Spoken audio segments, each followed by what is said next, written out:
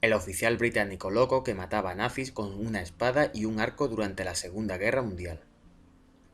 Su nombre era Jack Churchill y murió en 1996. Según sus propios soldados, parecía un personaje sacado de otra época. Según los soldados a su cargo durante la Segunda Guerra Mundial, el oficial inglés que protagoniza este reportaje parecía sacado de otra época. Se había pasado la mayor parte de su juventud aprendiendo a tocar la gaita y viajando en moto por todo el subcontinente indio, entre otras aventuras muy parecidas a las que de joven corrió también Winston Churchill, cuando siendo corresponsal de prensa recorrió 500 kilómetros durante 6 días, ocultándose y sin alimentos tras fugarse de un campo de prisioneros en Sudáfrica. Pero como habrán podido imaginar, nuestro Churchill no es tan famoso como el fuera primer ministro británico y dirigió los designios del Reino Unido durante el conflicto más mortífero de la historia de la humanidad.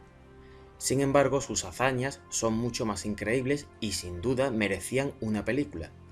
Su nombre era Jack, su rango oficial y sus armas para combatir a los nazis un arco y una espada Claymore de doble filo originaria de la Edad Media. Que no dudaba en liarse a flechazos cuando tomaba al asalto posiciones enemigas, era conocido entre los miembros de su compañía como el Loco Matt o el luchador Jack Churchill. Había nacido en Hong Kong en 1906 y no falleció hasta 1996. Una vida muy larga para este apasionado de la historia de Inglaterra, si tenemos en cuenta lo imprudente que fueron sus acciones. Llegó a representar a Gran Bretaña en el Campeonato Mundial de Tiro con Arco, celebrado en Oslo poco antes de que comenzara la Segunda Guerra Mundial.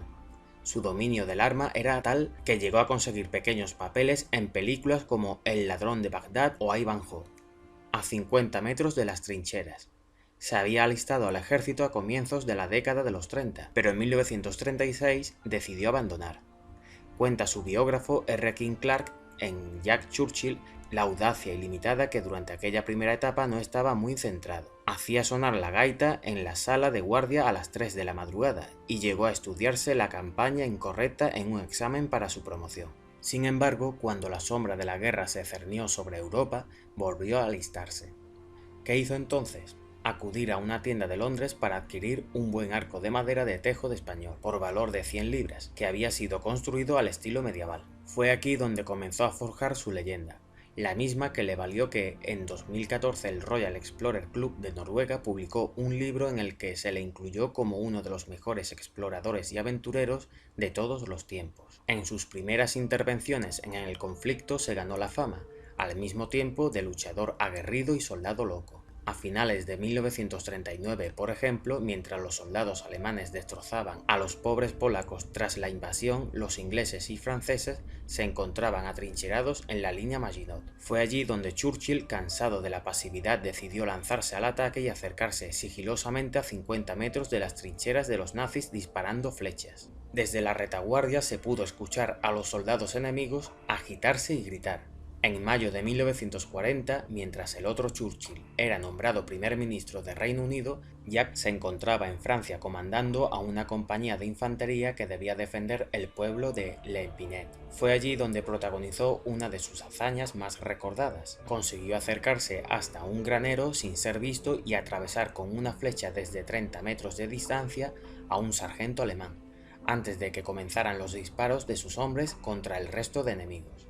Marchando por Dunkerque con su arco. Una de las escenas más celebradas de la evacuación de Dunkerque fue la visión del capitán Churchill marchando por la playa con su arco y sus flechas. Sus acciones en el Sahar con estas armas son conocidas por muchos y su disgusto por no haber podido practicar con ellas tanto como le habría gustado ha sido notable. Su ejemplo y buen trabajo con su grupo de ametralladoras ha sido de gran ayuda.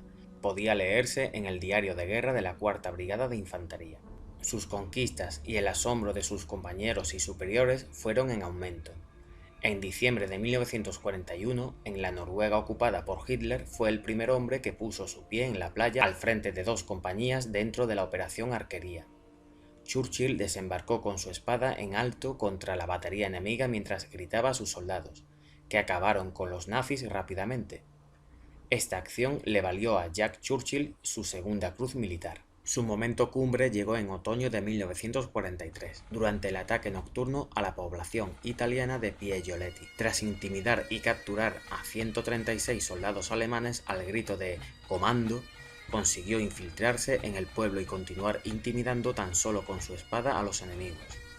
Sin ser descubierto, fue haciéndose uno por uno con los puestos de guardia sin disparar una sola bala.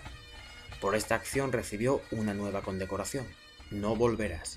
Su suerte se acabó en 1944, en Yugoslavia, tras quedar aislado con 6 de sus hombres en el ataque a una posición alemana. Cuando todos cayeron heridos, el loco Matt sacó su gaita y comenzó a tocar No volverás para animar a los soldados.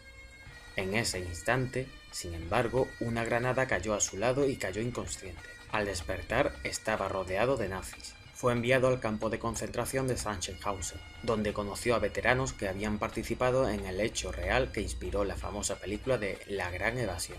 Se unió a ellos y, en su lucha continua, consiguió excavar un túnel por debajo de los muros de la prisión y escapar. Estuvo libre 14 días, hasta que la Gestapo volvió a capturarlo. A pesar de las órdenes de Hitler de ejecutar a todos los enemigos, un capitán nazi se negó a hacerlo.